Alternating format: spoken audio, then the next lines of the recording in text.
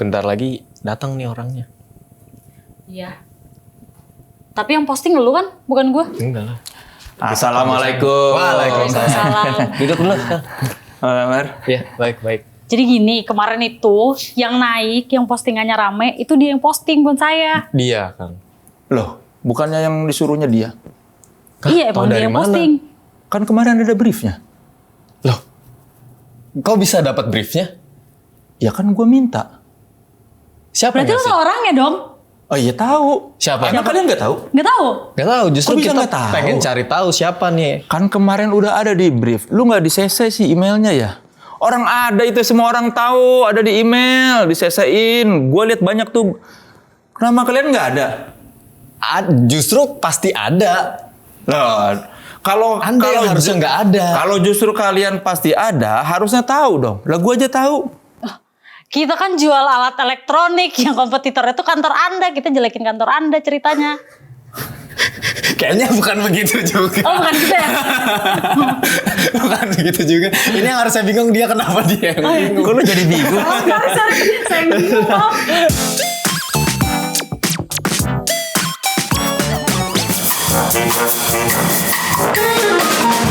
Sebenarnya tuh tadi tuh ceritanya tuh kita harusnya jadi admin Anonymous Gosip. Lalu Dia malah kenapa jualan lu malah dagang bingung HP. sendiri? Sorry, gue. Malah dia yang bingung. Kan kalau main gitu lu harus siap dengan reaksi orang. Gimana ya, saya belum siap. Kayaknya saya belum bisa siap terjun ke layar lebar untuk kayak gitu. Kalau layar lebar mah udah diatur skripnya. Kalau tadi mah emang susah mainnya. Cuma lu harus siap dengan respon orang. Ya itu kekurangan saya kan. Mungkin kita soalnya bisa latihan karena tujuannya Ngabuburit at Home ini juga biar gue bisa dapat sesuatu dari tamu-tamunya. Apa lu mau Minimal gue bawa pulang, lu pulang gue harus dapat sesuatu. Iya, at least gosip-gosip underground lah. Kenapa nanya Yang- gue gosip lah? Karena lu wartawan, lu dekat dengan itu. Ya tapi kan gue bukan wartawan infotainment. Tapi kan masih satu circle gak sih? Ya yang mana dulu nih? Circle mana dulu? Circle artis. Karena kan misalnya lu ngundang bintang tamu nih, Iya. pasti kan ada pertanyaan-pertanyaan yang seputar pribadinya dia juga gitu.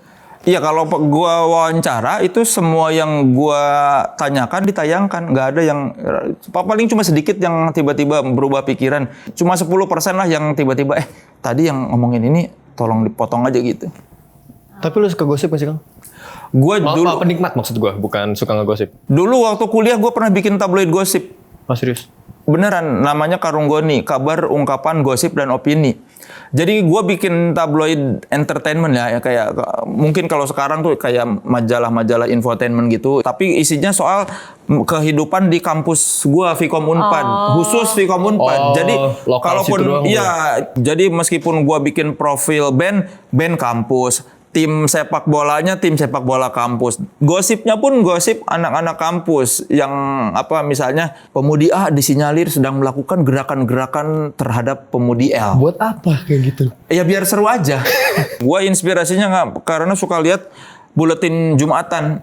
Oh iya. Kalau kita sholat Jumat zaman dulu tuh suka dikasih tuh tinggal ngambil di masjid kita baca sebelum khotib ini ada paling juga selembar 2 lembar. Iya, Gue tuh iya. terinspirasi dari situ.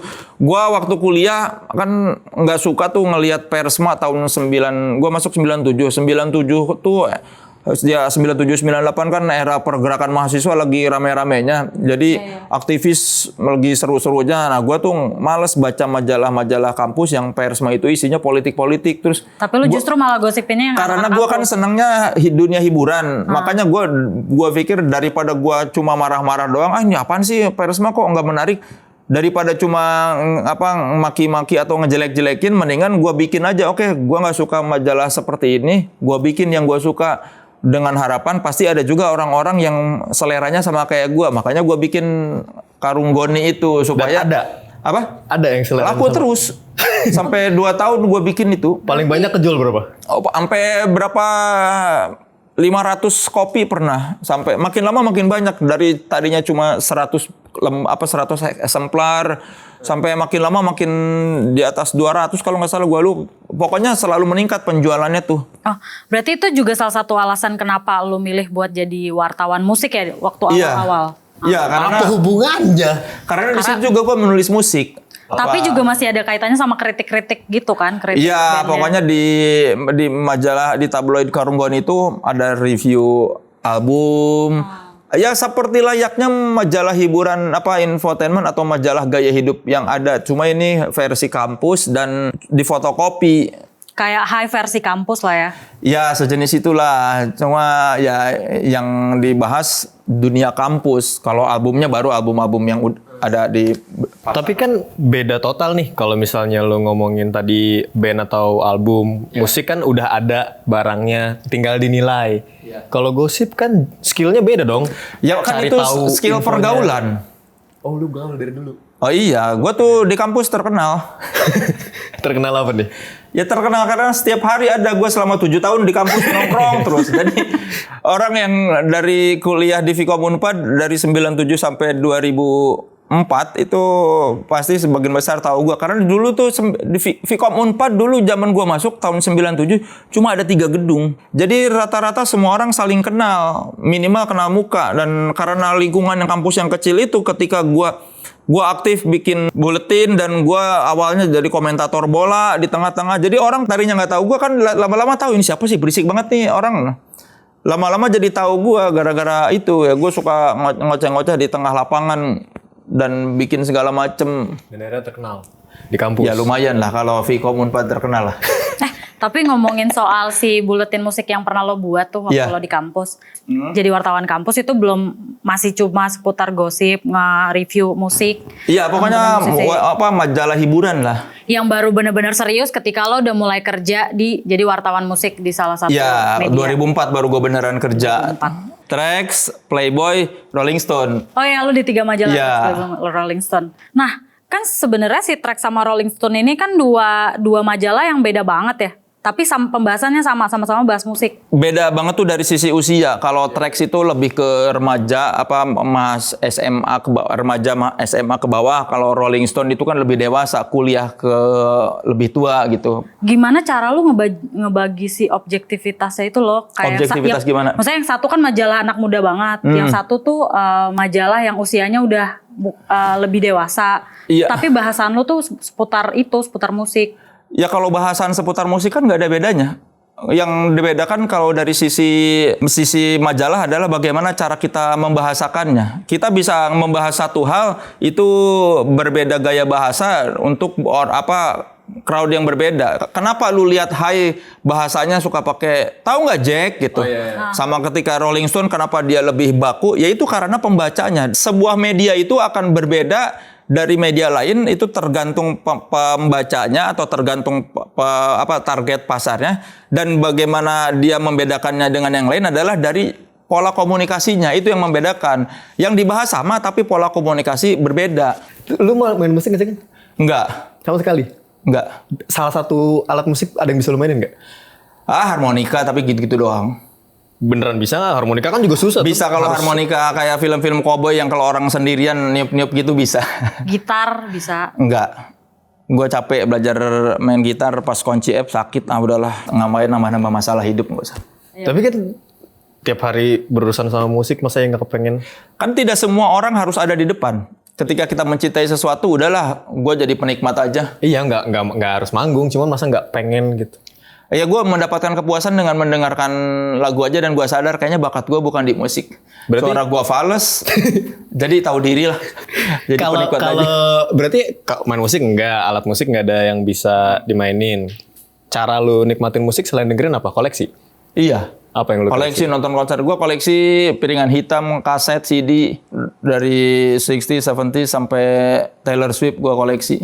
Lu pernah nyoba, lu kan dari dulu sampai sekarang masih deketnya sama dunia musik. Iya. Selain musik dan showbiz, ada yang pernah lu kobok-kobok nggak? IT mungkin, kuliner. Gue pernah tahun 2000 jadi wartawan tabloid ekonomi dan tidak menemukan kenikmatan. Jadi sejak itu gue sadar bahwa gue hanya bekerja di bidang yang gue cintai aja. Karena meskipun gajinya gede, tapi gue tidak bahagia melakukannya. Makanya sejak saat itu gue bertekad, gue kalau kerja hanya yang gue sukai aja. Gue tidak mau melakukan pekerjaan yang tidak gue sukai. Apa yang bikin lu nggak suka? Minat gue bukan di ekonomi. Gue tidak suka baca tabloid berita ekonomi, membahas sesuatu yang ekonomi. Ya minat gue dari dulu gue udah tahu. Gue sukanya musik atau entertainment pada umumnya, ya khususnya musik. Nah gue pengen di situ. Secapek apapun, ya kerja itu pasti capek. Ya jarang kerja yang tidak capek. Makanya gue yakin kalau gue kerja dan capek, tapi capek melakukan pekerjaan yang gue cintai, capek itu tidak akan menjadi beban buat gue. Malah jadi otomotif enggak. Ngomongin soal beban tadi, kan lu jadi wartawan musik, gak jarang juga lu ngekritik si band itu kan. Itu ngasih pengaruh gak sih ke pertemanan lo? Misalnya lu ngekritik salah satu band, lu ngekritik band lumayan banyak gitu. Ketika lo jadi wartawan, maksudnya itu mempengaruhi dunia pertemanan lu gak sih? Enggak. Ya ada yang terpengaruhnya waktu itu Superglad, gue bilang album Flamboyan itu gue bilang jelek, terus pengaruhnya mereka dalam waktu 8 bulan bikin album lagi dan lebih bagus. Dan mereka bilang waktu manggung di Rolling Stone, ini gara-gara si Soleh kasih bintang 2 album kita dan bilang jelek, akhirnya kita berembuk dan introspeksi, akhirnya bikin album yang lebih bagus. Lu punya banyak teman musisi kan berarti kan? Iya. Lebih enak ngekritik atau nilai yang kenal apa yang enggak? Sama aja. Masa sih?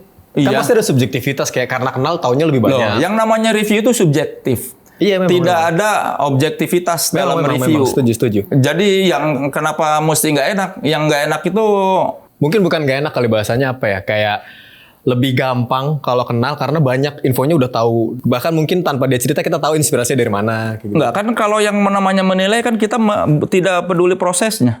Kita kan yang dilihat hasilnya. Hasilnya aja tuh. Kayak lu disuguhin makanan, ketika lu nggak suka sama makanan, kan lu nggak bilang kasihan lo bikinnya udah capek-capek berjam-jam, lu bilang nggak enak. Nah kalau nggak enak ya nggak enak.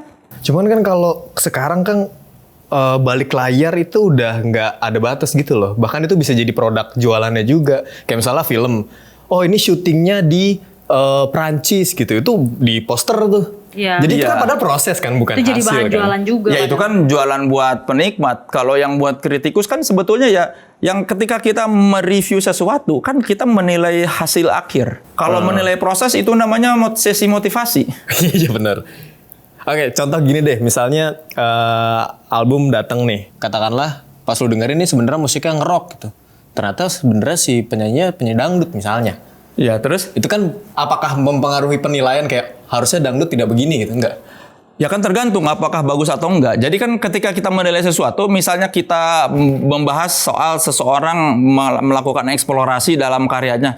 Ya kan pendapat kita apakah eksplorasinya itu bagus atau tidak. Jadi bukan kenapa ini jadi apa, bukan misalnya kok ini penyanyi dangdut bawain rock. Yang kita nilai kan apakah hasilnya bagus atau enggak, karyanya yang kita nilai itu. Matriksnya apa aja tuh nilai bagus?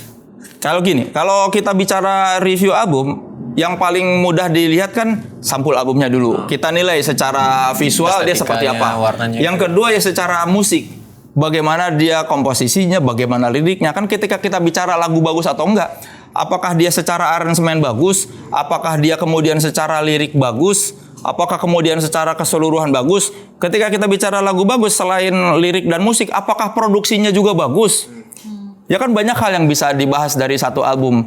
Tergantung bagaimana kita mau menyampaikan penilaian itu. Yang paling pertama lo lihat itu lagunya itu kayak gimana? Bener berarti. Terus Ya kan yang namanya review album harus didengar, bukan cuma diliatin. Ya lo dengerin dulu lagunya kayak gimana. Terus kalau misalnya bagus, baru lo belakang-belakangnya lo perhatiin. Kayak Siapa? mulai dari cover atau Yang apanya. menurut tuh dari semua matriks tadi tuh covernya bagus, musikalitasnya bagus, aransemennya bagus, terus secara audio Salah satu album yang menurut gua ya dari era 2000-an ya, kita bicara era 2000-an aja lah ya. Kalau ini itu albumnya Upstairs Matraman itu bagus. Oh iya. Album Matraman Upstairs itu dia secara visual bagus. Ya kan karena si Jimmy-nya juga kan memang seniman. Jadi dia secara konsep juga bagus, lagu-lagunya bagus-bagus walaupun itu direkam secara. Nah itu si Matraman tuh ya album yang kalau dibilang kualitas rekaman kan memang terasa ini kualitas rekaman masih murah. Mereka kan belum punya budget besar buat memproduksi menyewa studio yang layak lah. Tapi secara album itu karya yang bagus. Itu salah satu karya dari tahun 2000-an yang gue suka. Di lagu Matraman kita dibawa ke Jalan Matraman, ke Bayang, ada Jalan Layang Pramuka, ada tukang fotokopi, ada kantor pos, ada seseorang yang sedang menunggu cewek bawa kembang padahal ceweknya lagi di Jakarta. Kita ngerasain gitu kehidupan ibu kota tuh dari satu album itu. Gue sebagai orang yang bukan besar di Jakarta ketika mendengarkan album ini jadi wah ini keren sekali cara si Jimmy menangkap esensi ibu kota, kerasnya ibu kota gitu tanpa harus terjebak dalam konsep standar kesenjangan sosial gitu. Karena ketika orang bicara Jakarta kan udah banyak yang bicara kesenjangan sosial atau apa, tapi Jimmy bisa menangkap bahwa Jakarta ini bukan hanya kesenjangan sosial tapi juga kerasnya kehidupan ibu kota, ada hingar-bingarnya dan bagaimana dia bisa menulis lagu cinta yang sangat bagus di Matraman gitu tanpa bilang satu kata cinta pun. Itu salah satu album yang menurut gua bagus dari era 2000-an ya. Yang lu tadi lu bagus-bagusin, yang lu bilang bagus, yang lu suka itu semuanya tuh serba sifatnya perasaan. Sifatnya kayak gue bisa ngerasain, gue bisa feel apa segala macem. Ya gue ngerti sih karena memang melibatkan subjektivitas dan semacamnya kan, itu juga namanya juga suka gitu, pasti pakai feel. Cuman yang gue masih nggak tahu tuh gimana caranya lu kalau ketika ngeritik, ketika berusaha mendalami si bentuk objeknya ini si objeknya ini, kalau lu lagi nggak suka, tapi lu kan nggak boleh benci juga kan biar tetap objektif. Padahal lu pakai feel nih. Gimana caranya ngeritik tapi nggak boleh benci? Sebetulnya juga gua nggak pernah benci, ngapain pakai benci? Toh mereka juga tidak mengganggu gua. Ketika gua bilang karya ini jelek atau tidak pernah ada perasaan benci.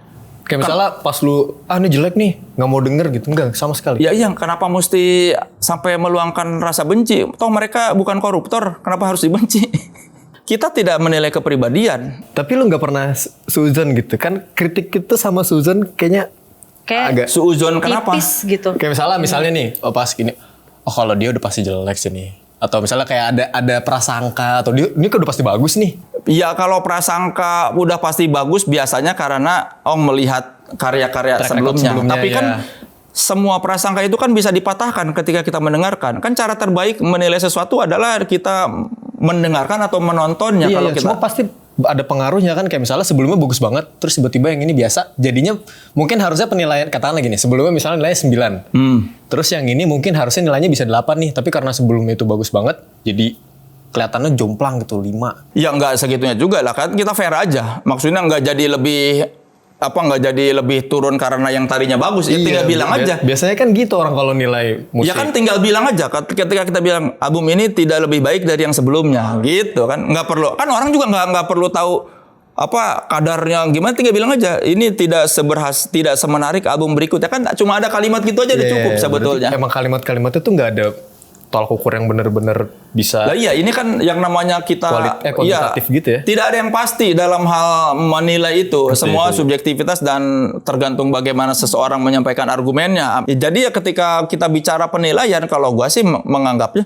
ya udah ini penilaian versi gua. Apakah lu mau menerima argumen gua atau tidak, itu terserah lu. Kalau lu menganggap gua tidak pintar argumennya, ya tidak apa-apa. Tapi ini pendapat gua. Kalau lu menuduh gua tidak mengerti, ya tidak apa-apa, itu hak lu. Nah itu ada nggak sih kayak gitu-gitu kan suka banyak. Ya ada aja pasti.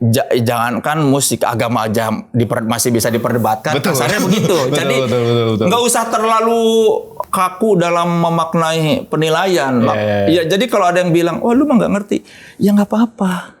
Ya silakan.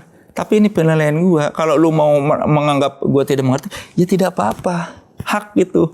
Kang, kalau dengerin cerita lo soal jadi wartawan musik ini kan kayak seru banget. Terus juga kita bisa ambil kesimpulan dari cerita lo bahwa penilaian lo juga jadi salah satu pakem gitu loh. Orang-orang mau tahu penilaian Soleh soal si albumnya si ini gimana sih gitu. Orang-orang tuh nganggap penilaian lo segitu bagusnya. Lo ada kayak kangen gak sih mau balik untuk jadi wartawan musik lagi? Enggak. Tapi masih suka review. Mungkin di Twitter atau di mana? Kan di YouTube gue, makanya gue bikin Soleh Solihun interview itu cuma kekangenan gue sama kegiatan jurnalistik, kekangenan gue sama profesi kewartawanan. Gue kangen wawancara, makanya gue bikin Soleh Solihun interview di YouTube. Ya itu kangen-kangen gitu-gitu aja, nggak kangen yang wah gue pengen balik lagi jadi wartawan. Enggak, gue orangnya tipe yang hidup untuk hari ini. Kita syukuri hari ini, nggak usah lihat ke belakang dan jangan terlalu melihat ke depan karena itu belum terjadi. Yang sekarang terjadi adalah yang saat ini kita nikmati. Jadi fokus aja. Ketika gua ya berkarya atau apa, ya udah fokus aja. Sekarang lagi bikin. Masalah nanti orang suka atau tidak, itu kan urusan nanti. Oke, itu mungkin berlaku kalau buat diri sendiri nih. Iya. Misalnya lu berurusan sama lu anak udah punya? 2. Nah, udah punya anak. Masa yang gak lu plan ntar sekolahnya gimana? Enggak. Hah? Gua yang ya biasa aja. Gua aja sama biarin bini gue yang mikirin. Iya itu. Enggak. Gua tipe yang Kebanyakan bapak-bapak Atau kebetulan gini, berpikiran gitu. anak juga gak lu plan. Misalnya lu pengen beli motor, lu suka motor kan? Iya. Pengen beli motor, kan harus ada plannya, harus ngumpulin dulu. enggak. Hah? Gua kebeli Triumph ini setelah gua punya duit. Akhirnya gua beli deh udah. Berarti gak ada rencana sebelumnya? Cuma pengen tapi enggak yang ngoyo harus. Nggak Ngumpulin ngejar. gitu Enggak, obsesi itu hanya akan menyusahkan hati lu. Kalau orang punya obsesi itu malah hidupnya menderita. Gua tuh hidup yang mensyukuri. Zaman gua jadi wartawan, gaji cuma 5 jutaan. Gua tidak ngoyo gua pengen duit lebih banyak. Enggak. Ya udahlah, gua sekarang punya duitnya segini, gua nikmatin. Bisa diapain nih 5 juta? Iya, ya udah dinikmatin aja. Gua mampunya segini buat bayar cicilan segini. Ya udah dinikmatin aja, nggak usah mikir kapan duit gua bisa lebih besar. Karena itu akan merusak hari-hari lu. Dari kapan lu kayak gitu, Kang? Gua tidak berpikiran jauh tuh dari Tidak SD. Ah, masa? Gua karena dari SD gue yakin besok bakal mati. Gara-gara gue terlalu banyak baca majalah hidayah. Gue pengen ngomong kasar. Jadi lu nggak suka berpikir jauh, pikirnya Iya. sekarang-sekarang aja. Karena gue Untuk apa pikir panjang? Iya, karena gue dulu mikir, gue baca majalah hidayah soal kematian-kematian. Wah, bisa jadi besok mati. SD? Iya, SD kelas 6. Makanya gue dari SD nggak pernah mikir gue SMP mau kemana, kuliah kemana. Gue nggak pernah berencana jauh-jauh. Gue tuh besok juga pasti belum tentu masih hidup. Jadi ngapain gue mikirin jauh? Mendingan dinikmatin hari ini. Orang kadang-kadang terlalu mikir jauh, tidak mensyukuri dan tidak menikmati yang sekarang. Jadi lupa, kapan gua bisa lebih baik kan? Belum tentu ada umur lu nyampe situ. Yang jelas mah umur lu sedang ada di sini. Harusnya lu memikirkan yang sedang lu alami. Karena gua percaya, ketika saatnya gua bakal dapat, itu bakal datang pada gua. Iya sih. Iya, makanya kalau gua tuh orang yang percaya, Tuhan itu sudah mengatur. Tapi kan harus ikhtiar, Kang. Iya, ikhtiar ya seadanya aja, nggak usah perlu kerja keras. Maksudnya, Gua suka. gue tuh tidak mau kerja terlalu keras buat dunia. Wih, keren. Kan dunia ini hanyalah senda gurau dan permainan. Keren. Ya keinginan ada, tapi ya jangan jadikan itu keinginan itu mengendalikan hidup lu. Lu yang harus mengendalikan keinginan itu. Berarti kalau lu untuk memilih atau memutuskan sesuatu hari itu juga? Dalam waktu dekat. Makanya gue sama istri selalu berdebat kalau dia pengen liburan jauh-jauh hari. Gue tuh males mikirin terlalu jauh tuh. Dia bilang tuh, ini lagi ada diskon murah nih pesawat atau hotel. Murah banget ini. Kan banyak tuh yang di aplikasi-aplikasi. Itu kan masih jauh. Udah. Nggak mau gue merencanakan yang 3 bulan ke depan aja gue suka berdebat. Pernikahan lu rencanain nggak? Itu pernikahan juga nggak gue rencanakan pokoknya gue tahu bakal nikah sama dia. Itu gue gue cuma bilang gini. Gitu. Ya bahkan bini gue sampai sekarang suka marah. Kamu kan nggak pernah ngelamar aku. Nggak pernah ada tuh prosesi melamar. Itu juga gara-gara bini gue nanya-nanya kapan nikah. Maksudnya jadi kayak secara implisit, lu kapan mau menikah sama gue gitu. Akhirnya ya udah nikah aja yuk.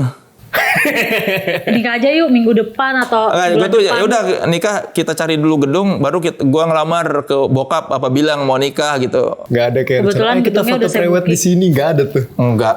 Foto private juga. Gua pas mau nikah, tiba-tiba di Twitter si Timur Angin nge-DM fotografer kan, Timur Angin, fotografer keren lah.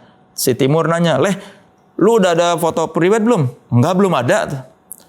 Mau gue fotoin nggak? Gue nggak sanggup bayar. Enggak usah bayar. Ya udah akhirnya masih Timur. Terus pas mau kawin juga, kebetulan lagi ada acara, ada Pure Saturday. Terus gue mau nikah gini. Lu mau nggak kita main? Oh ya udah yuk main deh. Tapi gue nggak punya duit deh. Nggak apa-apa, nggak usah bayar gitu. Terus lagi nyari home band, gue lagi ngomong sama dulu partner siaran gue pengen deh si ini jadi home band, gue kasih playlist lagu-lagunya. Terus si partner siaran gue malah, udah gue aja yang nyanyi sama band gue. lu bayar teman-teman gue aja ongkos latihan. Oh ya udah. Jadi ya itu gue tuh percaya karena pengalaman hidup gue membuktikan pada akhirnya gue akan mendapatkan sesuatu itu Tuhan pasti memberikan. Ngalir banget lu ya. Kan Tuhan itu seperti yang kita sangkakan. Kalau kita berbaik sangka pada Tuhan, gue yakin Tuhan pun akan memberikan yang terbaik buat kita. Jadi gue udah yakin ya kalaupun nanti hidup gue lebih baik, ya pasti bakal datang saatnya. Ya berusaha boleh, gue juga nggak yang ongkang-ongkang kaki terus, ya Allah, aku ingin lebih baik hidup, ya nggak gitu juga. Gue tuh menjalankan, ya ikhtiarnya dengan misalnya ketika gue jadi wartawan, ikhtiarnya gue bekerja menjadi wartawan sebaik-baiknya. Ketika gue diminta siaran, gue bekerja menjadi penyiar sebaik-baiknya, datang tepat waktu, tidak ini. Itu ikhtiar gue. Kan ketika manusia mensyukuri nikmat, maka akan ditambah nikmatnya. Tetapi ketika kamu kufur nikmat, maka azabku sangatlah pedih kan? Kata Quran. Makanya gue percaya, syukurin aja. Ya betul. Lu punya mentor gak sih Kang? Nggak ada. Sama sekali? Nggak ada orang yang lu look up gitu? Ya orang tua doang yang gue dengerin. Atau orang yang berjasa deh di hidup lo. Selama lo hidup. Bantuan dari teman-teman banyak. Gue pertama kali stand up ada namanya Agus Mulyadi dari Metro yang bilang, udah panggil si Soleh. Gua masuk film ada Fajar Nugros yang pertama kali ngajakin gua bikin gitu. Film lo itu. Ya, tapi kalau ngomongin berjasa biasa aja. Maksudnya tidak ada yang orang yang membantu gua membangkitkan gua dari keterpurukan atau apa. Karena hidup gua datar-datar aja dari dulu. Gua tuh tidak pernah terpuruk tapi juga tidak pernah tinggi. Dari kecil tuh selalu rasanya kayak begitu. Loh iya. Padahal mungkin gini-gini, cuman lu enggak. Secara kalau kita bicara naik turun, secara ekonomi gue tuh bukan berasal dari orang kaya, tapi juga tidak miskin. Kalau kita ngelihat membaca kisah-kisah hidup, orang-orang besar itu pasti antara dia jatuh miskin pernah miskin banget atau dari awal udah kaya banget. Iya. Nah gue tuh dari awal segitu aja. Jadi gue yakin gue tuh tidak akan terlalu kaya. Karena dari itu juga dari situ. Karena gue tuh tidak pernah merasakan susah banget. Jadi gue masih sadar diri ya. Kayaknya Allah juga sebaik-baiknya Allah. Gue nggak akan jadi kayak Raffi Ahmad misalnya. Atau nggak akan jadi kayak Sule yang sukses banget. Atau siapa itu orang-orang di dunia hiburan. Ya gue masih segini-segini aja. Dan gue bahagia. Cukup aja. Maksudnya cukup aja. Hidup tuh akan lebih bahagia ketika kita merasa cukup. Gue tuh imajinatif gak sih Kang? Yo imajinatif. Kayak maksudnya misalnya goib percaya? Apa? Goib. Ya percaya dong. Orang Islam kan rukun iman ada 6. Percaya pada yang gaib salah satunya. Gue juga percaya. Konspirasi percaya. Konspirasi. Kayak misalnya ternyata dunia ini dikuasai oleh beberapa orang. Bisa jadi. Tapi kan gue tuh gini. Sama konspirasi teori bisa jadi benar, tapi juga nggak usah dipikirin. Biarin aja. Tetap tidak mempengaruhi. Gue gini nih, misalnya gini nih. Lu kalau kita ngomongin konspirasi teori ya, ada cuma 1% orang yang menguasai dunia. Ya biarin aja. Toh nggak bakal lu juga. Iya, ya udahlah. Maksudnya apa-apa. Ya kenapa kalau 1 orang menguasai dunia? Ya udah. Terus lu mau melawan itu, kan udah jelas nggak bisa. Lebih baik lu fokus ke diri lu sendiri, urus keluarga lu. Gue tuh tipe yang lihat aja yang dekat. Jadi kalau misalnya kita mau mikirin sesuatu kayak misalnya gini, mau menolong orang kesusahan, lihat dulu keluarga terdekat aja. Selain keluarga lu ada nggak sepupu lu atau orang-orang lu yang butuh bantuan? Gak usah mikirin dulu kelaparan dunia atau apa. Jadi gue tuh tipe yang selalu berpikir yang di depan. Makanya gue bikin majalah kampus yang di depan mata. Kalau gue off air, stand up, rata-rata lawakan gue yang terlihat di depan mata. Itu lu nggak peduli di luar sana ada alien? Ya biarin aja ada, pasti ada alien. Tapi ya udah, kalaupun ada, ya lu mau ngapain? Mau ngasih tahu, hey ada alien? Iya, terus kenapa? Ya pasti ada alien. Kita pun kan alien. Kita kan dari surga datang ke bumi. Kita kan alien juga kalau dilihat dari sisi bumi. Tapi kan dari asalnya. Iya, tidak semua hal perlu kita pikirkan. Tadi misalnya lu ngaku lu imajinatif, nyambung ke hal yang lu pikirin, imajinasinya tuh apa kalau misalnya tadi alien bodo amat. ini bodo amat. Imajinasi itu gue selalu gini, imajinasi yang paling selalu menghantui gue dari zaman kecil itu ketika kita manusia sudah mati semua terus dibangunkan di padang mahsyar. Itu imajinasi yang selalu ada dari kecil sampai sekarang.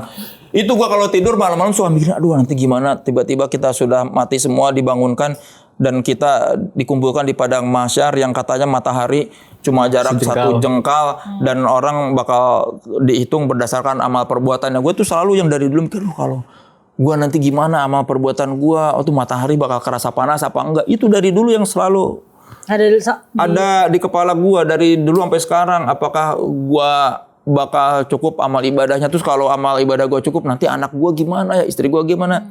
Kalau persoalan dunia nggak terlalu membebankan buat gua, karena kalau di dunia masih bisa dikendalikan kita, maksudnya hidup di dunia tuh masih bisa kita kendalikan. Masalah-masalah dunia tuh mudah, tidak ada masalah yang tidak ada penyelesaiannya kan. Allah tidak akan memberi manusia cobaan yang tidak bisa dia hadapi. Itu kan konteksnya dunia. Kalau konteks akhirat kan nggak bisa gua kendalikan. Jadi itu yang khawatir tuh, itu kehidup setelah kematian itu. Berarti di luar dari kematian nggak ada yang lo pikirin banget gitu, misalnya yang jadi concern lo, misalnya kayak apa ya? Dia aja nggak khawatir anaknya kemana-mana keluyuran. Kan belum keluyuran. Oh belum. Ntar kalau keluyuran? Nanti kalau keluyuran? Percaya aja. Gue juga dulu kan keluyuran. Iya juga sih ya. Kita lihat nanti ya. Gitu, makanya gue tuh makanya yang gue bilang itu, menurut gue orang tua gue tuh bagus mendidik gue. Gue nggak tahu gimana cara orang tua gue dulu mendidik gue. Gue soalnya keluyuran tapi tidak terpengaruh dan selalu punya pendirian yang kuat. Meskipun gaul di lingkungan yang manapun, gue tidak tercemar. Tapi gue cuma ada di situ aja gaul. Gue tahu sih caranya, Kang. Apa? Dari SD kasih majalah hidayah yang banyak. Jadi kayak lu nanti. Jadi anaknya jadi flat sama itu. Oke. Apa nih? Ini permainan yang saya punya, Kang. Baru bikin nih. Oh, gue kalau lihat fishball inget door prize. ya nanti akan sih. ada. Oh, ada door Nanti prize. request. Jadi, Nyuruh dilemparin. gua punya roulette. Ini lu kan apa namanya, pencitraannya kan pintar nih. Sosok yang pintar. Kita uji kemampuan berpikir lu, memori lu dengan ini. Jadi nanti lu pilih 3, lu putar terus pilih 3 kata di sini, bukan kata sih, kalimat yang harus disusun jadi satu kalimat. Lalu lu pilih di sini ada nadanya. Lalu lu sebutkan. Lu harus ingat-ingat kalimat ini, lu sebutkan secara urut satu kalimat dengan nada ini. Misalnya ini nadanya call center misalnya. Dengan nada call center. Ini Anda harus, karena ini ada hadiahnya. Apa itu? Jadi lo Ada akan hadiahnya. berkompetisi Anda harus berkompetisi. Apa hadiahnya? sama gua. Ada nanti saya kasih nanti hadiahnya. Oh, jadi gue sama dia. Iya. Jadi harus serius ya, karena ini beneran ada hadiahnya. Loh, gue mah nggak pernah nggak serius. Oh siap. Mari kita mulai. Mau siapa duluan? Mau sweet? Siapa duluan? Lu aja dulu deh. Gua dulu deh. Oke.